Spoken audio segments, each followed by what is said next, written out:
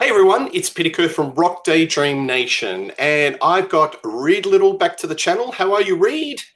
I'm doing great, Peter. Thank you for the invite. Always happy to be here. Absolutely. This is a impromptu show where we're going to have a bit of a chat about the recent announcement that Ozzy Osbourne, Black Sabbath are going to do one last show, one last concert.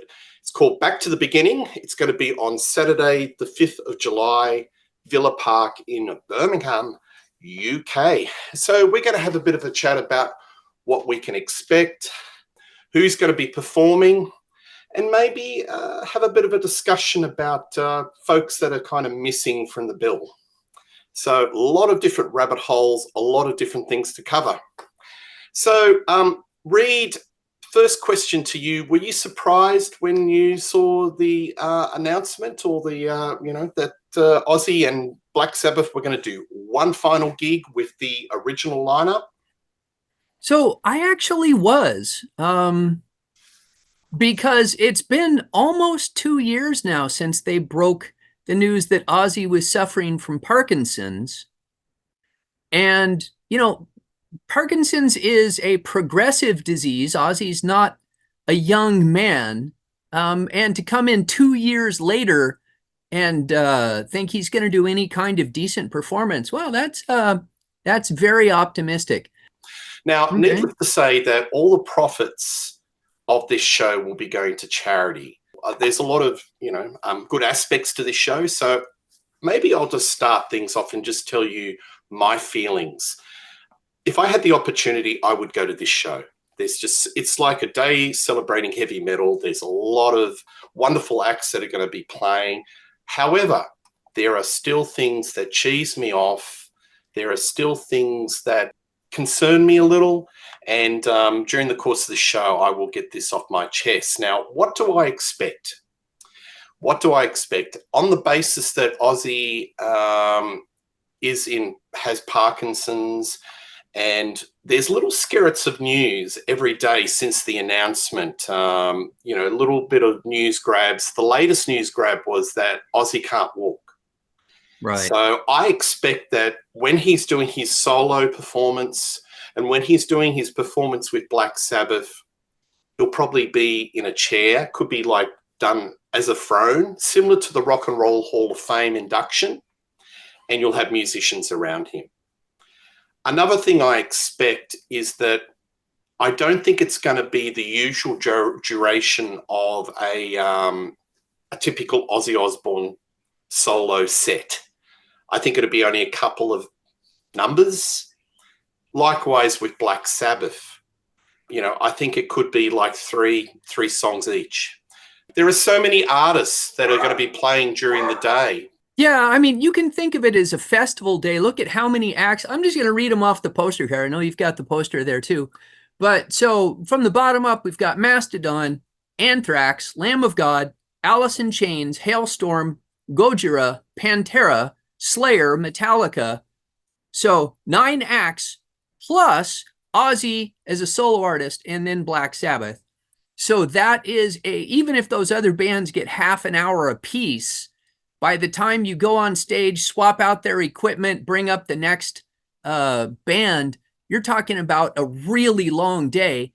Plus, there is the loose group of 16 other performers, which Tony Iommi in a post somewhere, I think it was on X, but anyway, he said it would be like a big super group.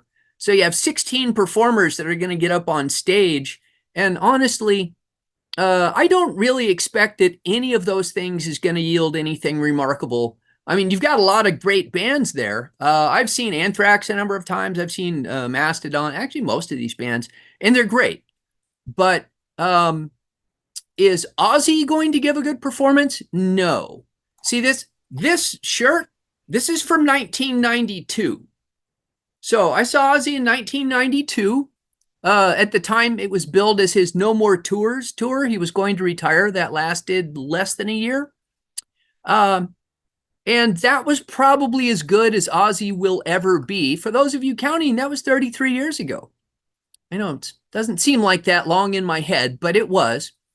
Then I saw him in 2005 when Black Sabbath was headlining Ozfest, and I thought he was terrible. And I'll be straight up. I'm contrarian on this. I think Ozzy's a terrible frontman. I don't understand why people love Ozzy live. Every time I've seen him, his entire stage show consists of he walks left, he turns, he walks right, and then he faces the audience and goes, "Let's go crazy!" Yeah, and look, everybody right. jumps up and goes, "Woo, Ozzy's so great." Yeah. Well, now he can't even do that. He can't walk.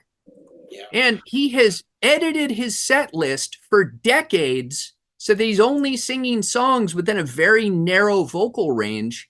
So, 2005 and 2013, I saw the End tour from Black Sabbath. So what do I think they have left to offer? Literally nothing, other than nostalgia. I disagree. I think Ozzy's a great frontman, but it has been diminishing returns. Look, I disagree with you. I think he is, but it has been diminishing returns. I saw the End with Black Sabbath, no Bill Ward.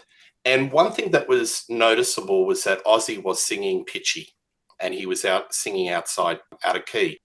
I'll throw a couple of things and I'll park that whole Ozzy not being a great frontman because, you're being a controversial self. I don't agree with you.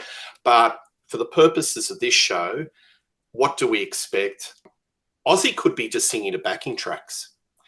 The press has been very positive. It's saying, look, although Ozzy cannot move read, his vocals are as good as ever.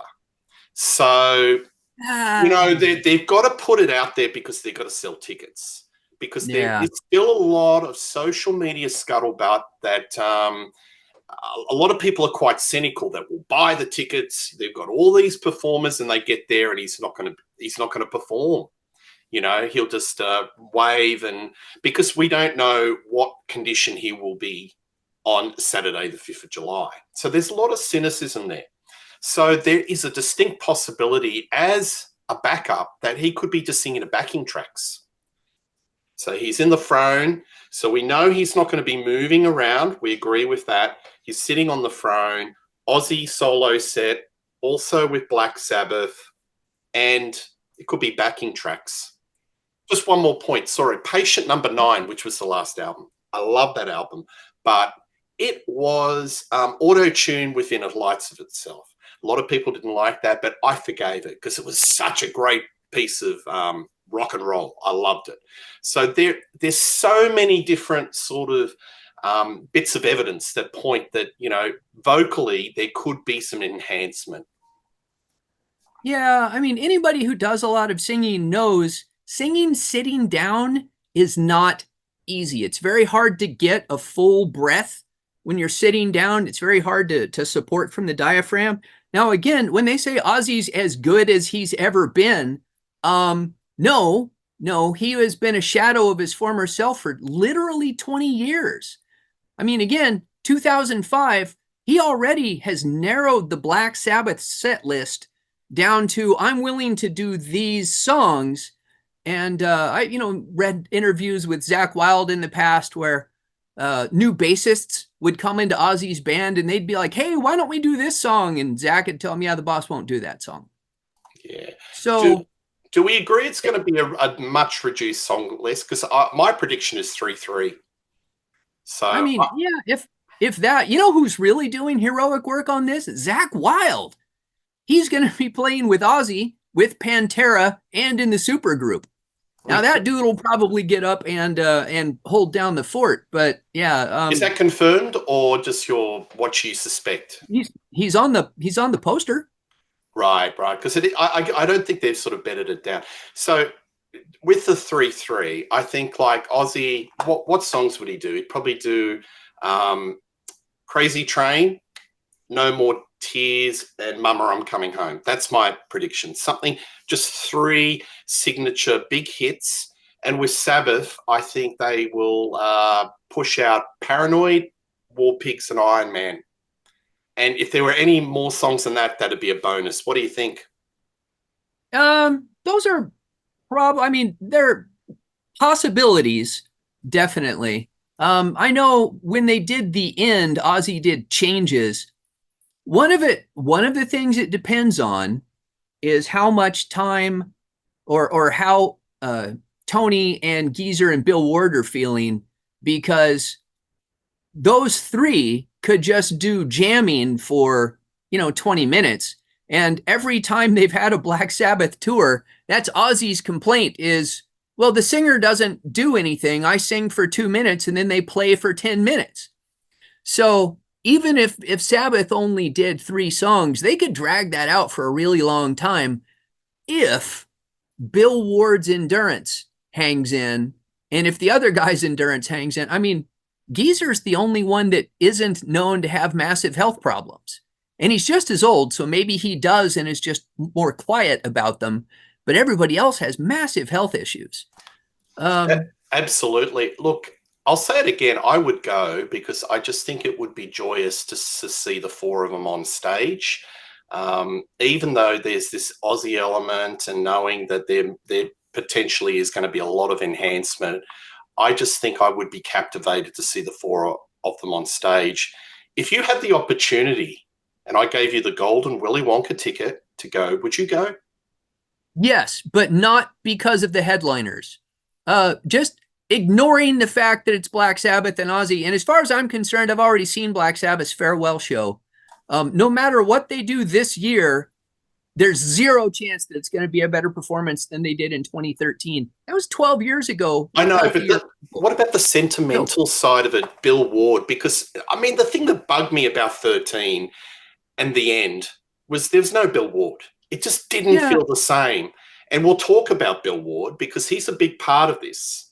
Yeah, I mean, I'm sure as you get older and you're looking down the end of life, you're feeling sentimental.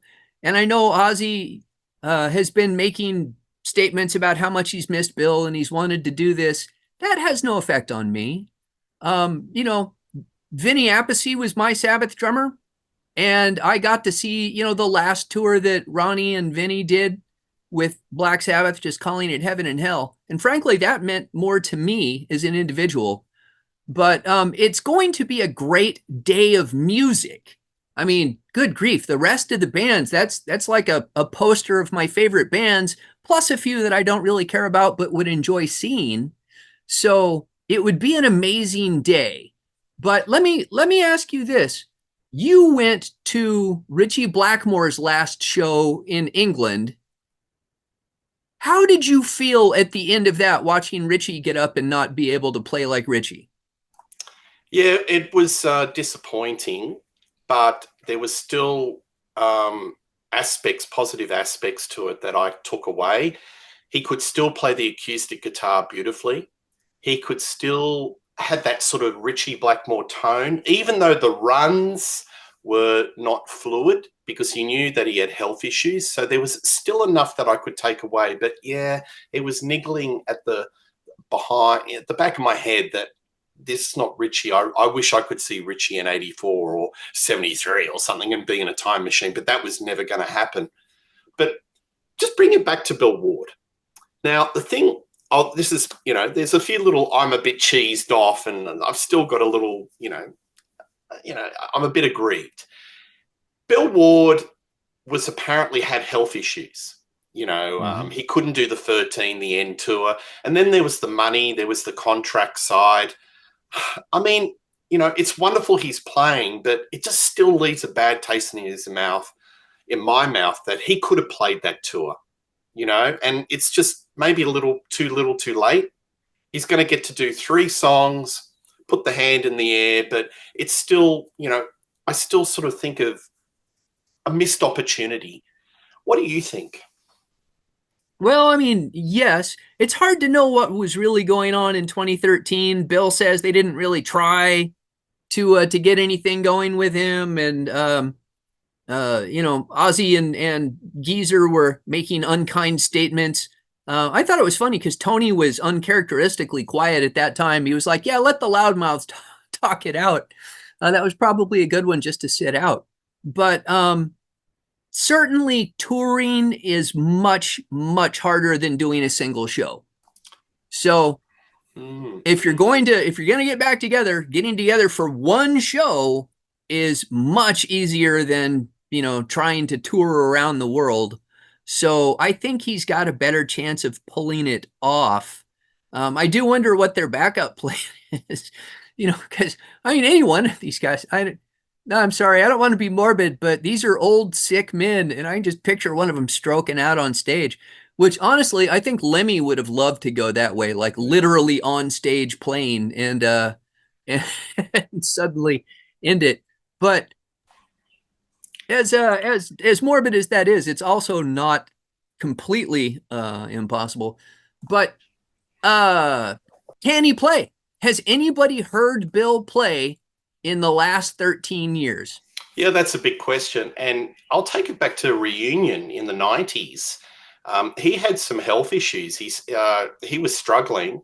And rumor has it that there was a drummer on standby, and there was actually another drummer at the side of the stage doing sort of hand movements so Bill could follow. So he was kind of out of shape then. So that's a big question mark. But look, 3 songs, they will probably have a backup. There will be somebody on standby. He will do, I think he'll get through the 3 songs, but, there'll be somebody on backup I will say, just in case. if you look at the publicity for this show, it's 90% Ozzy and 10% Black Sabbath. So it's pretty clear. I mean, for better or worse, Ozzy has outgrown Black Sabbath as a commercial force. I disagree. Look, I'm looking at the poster now. I'm looking at the poster read, and the photo is Black Sabbath. So I don't think you can say. Do a Google search on the name of this concert and see how many articles you come up with saying it's Ozzy's last show versus how many say it's Black Sabbath's last show. Okay, on that basis, but I'm talking about the poster. The poster, the official poster, is back to the beginning, and you see the photo of those guys. So anyway. I read the Rolling Stone write-up on it, and it's all Ozzy. They don't even mention Sabbath in Rolling Stone. Yeah. Okay, so I think we've covered what we expect. So there's going to be enhancement. It's going to be a reduced set. During the day, there are so many players. It's going to be like a rolling jam session, maybe. Somebody comes in, somebody comes off. Similar to the Taylor Hawkins, an all-star sort of jam. People come on, people come off, that sort of thing. So let's talk about who's actually performing. So Jake E. Lee, that's interesting. Rudy Sarzo. Any thoughts about these people, ex of the Ozzy Osbourne band, being brought back into the fold? Well, I think saying they've been brought back into the fold is quite a stretch. So the only word that we have on this, on the poster, there's a big splash that says additional performances with 16 names. And then Tony said it's going to be like a big supergroup. So you're going to have 16 people on stage jamming. You've got 8 singers, 8 guitarists. There's one person that I have no idea who they even are, which is Sleep Token 2. So that's probably a newer band. Sorry for not knowing who Sleep Token is. But no one's going to get much screen time, as it were, with a group of 16 people on stage. You're probably every one of those guitarists is gonna get like a solo. Every one of the singers is going to get to sing a couple of verses. They're probably going to, I've seen these big jams a lot, and what they do is they pick a song, right? And you could pick Black Sabbath songs, you could pick Ozzy songs, and then they're just going to say, okay, solo section, and they just go down the line with everybody getting a chance to solo over it. Now, what would be cool, although I don't expect them to do this, is sometimes at festivals, you'll have 2 stages, right? And you have one stage occupied while they're setting up the other stage. If you had the supergroup playing every time they were swapping out a band on the main stage, that would be cool. But I bet they don't do that. Yeah. Now, with Rudy and Jake, who were in Ozzy Osbourne, I was just thinking a thought and just thinking out aloud. So earlier, about 10 minutes ago, I sort of said, look, I think the Ozzy solo band will do 3. Maybe Ozzy might do 5. Maybe he might squeeze out a couple more songs, the Jake E. Lee era. What do you think about that? He might do a shot in the dark, maybe. So Jake E. Lee comes in, does a little solo, plays it. Yeah, but also Ozzy is on record just after Zach joined the band that he much preferred the way Zach played that song to the way Jake played it. So he doesn't necessarily have to bring up Jake, even if he was going to do that song. And honestly, do I think that Jake E. Lee or Rudy Sarzo is going to get any like alone time with Ozzy on stage? No, I don't think that's going to happen. That's what I'm alluding to. I guess that's what I'm alluding to. Now, I hate to be a little bit cynical, but Jake E. Lee was been on record that Sharon reached out to him to do some more work with Ozzy, and Jake said, "Yeah, that's fine, but if I can have my songwriting credits reinstated, I'd be happy to talk with you." And then there was radio silence.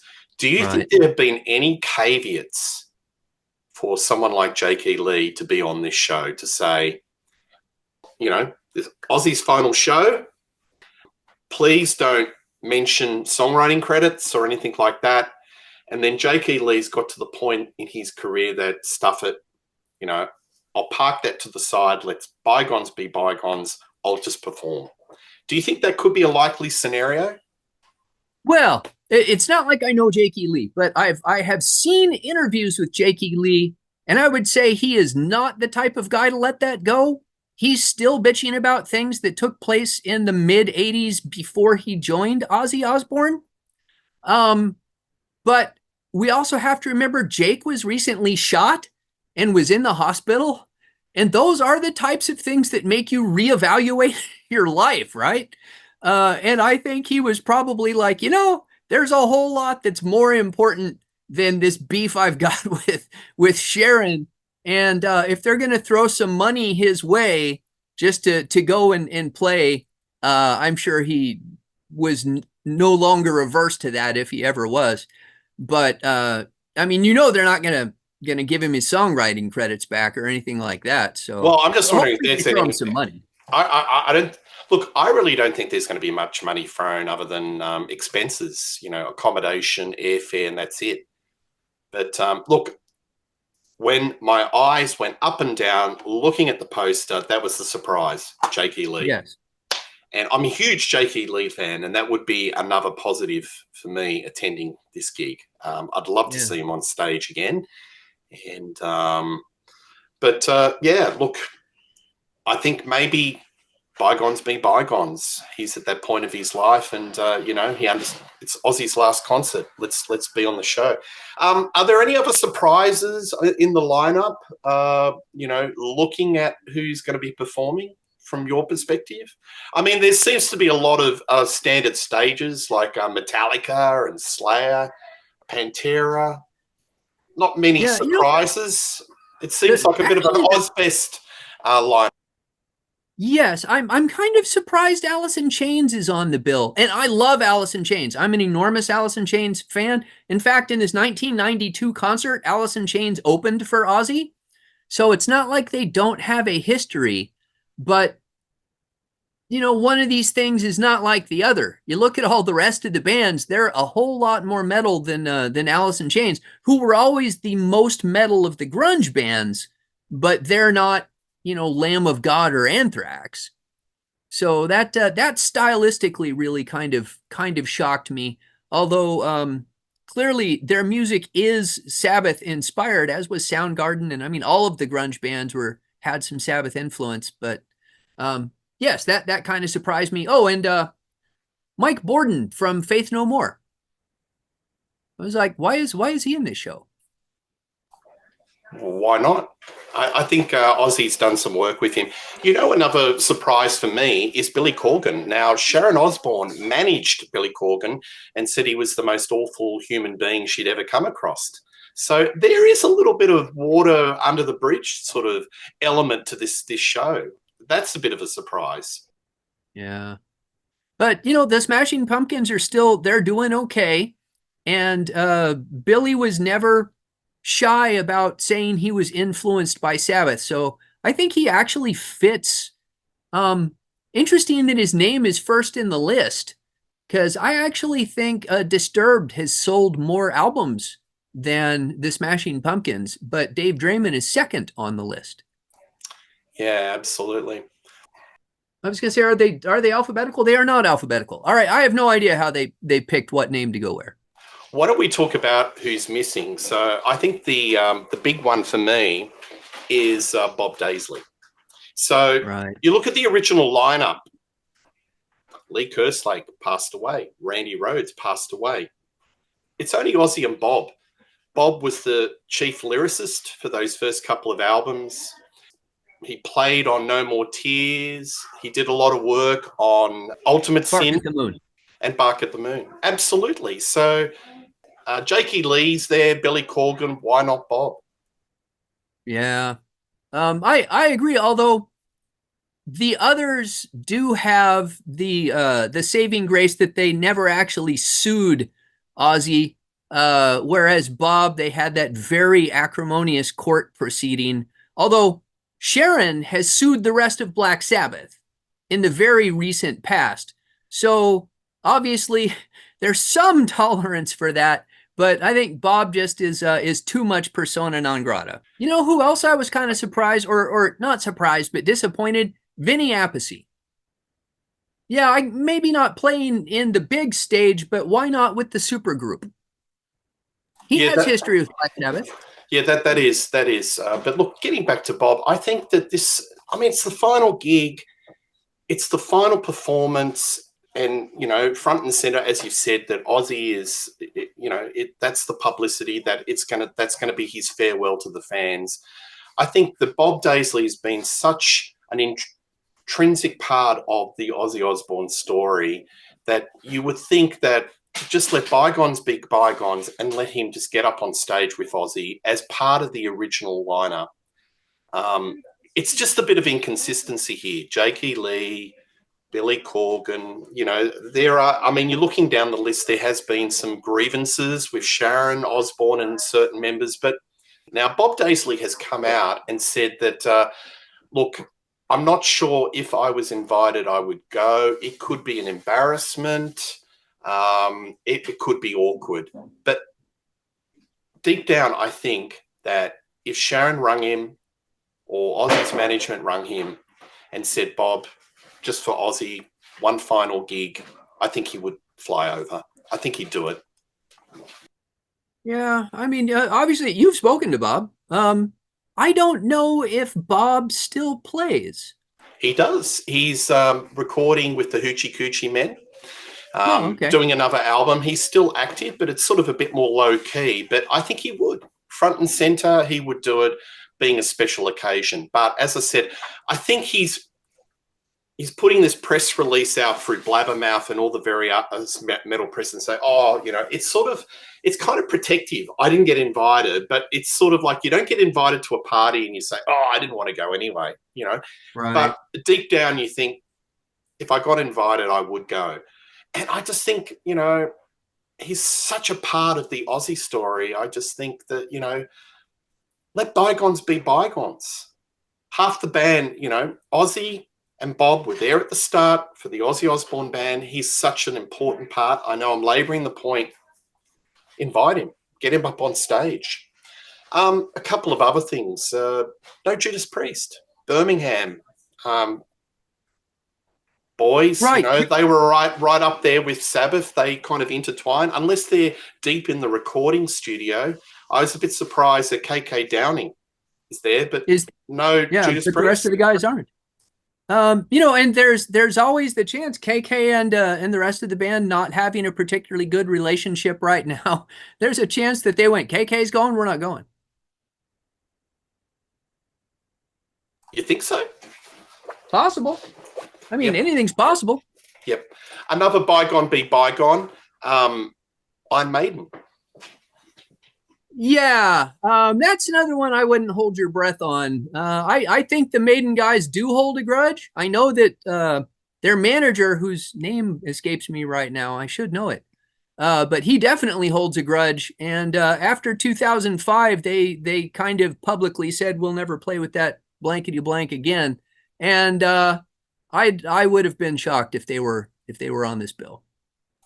Yeah, but there's inconsistencies. As I said, if you look up and down, there are some people that have been in the poo and they've been brought back into the fold. So I kind of think that this concert is partial redemption, partial mea culpa. It's partial, here it is, this is for the fans, but it just doesn't go all the way.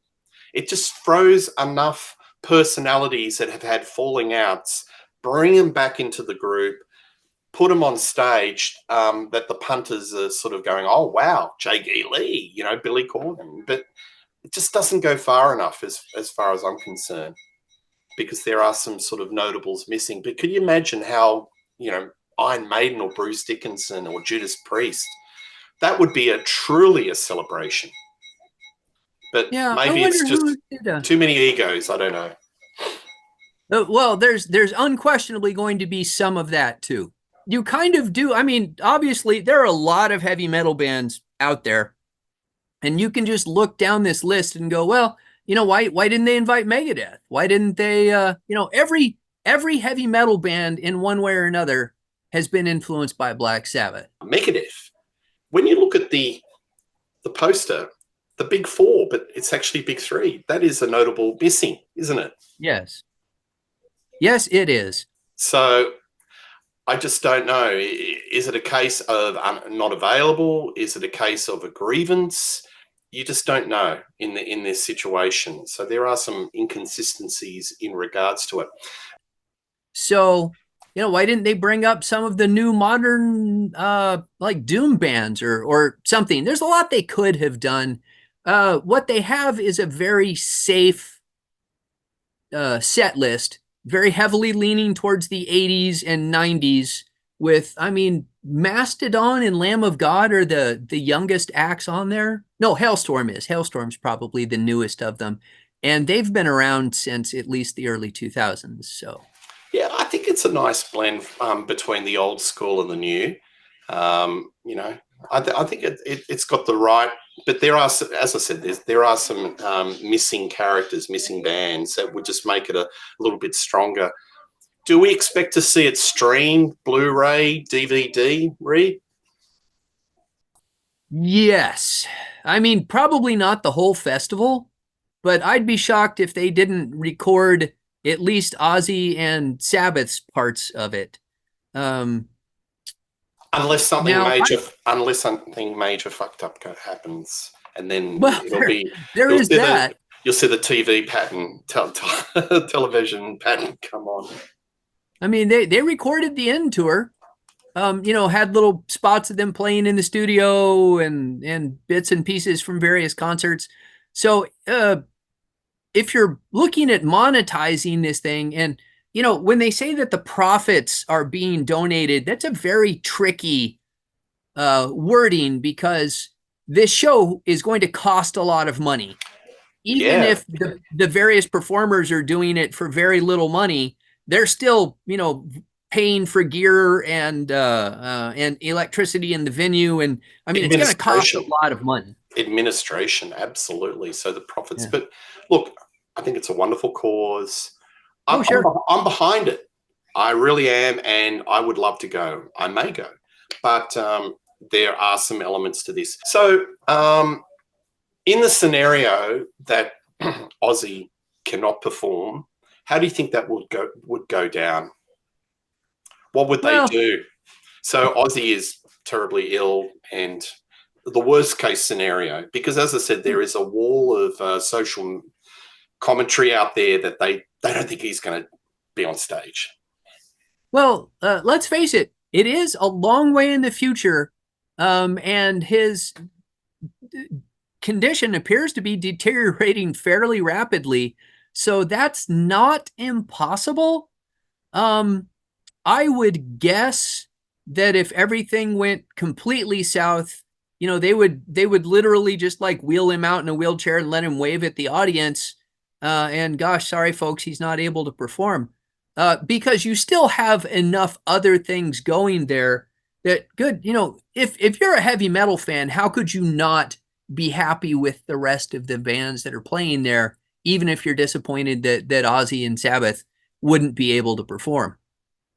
Yeah, there's enough there for everybody. So I think it'd just be the theme of the whole day would be just a rotating number of musicians, maybe a core band that would be playing for the duration.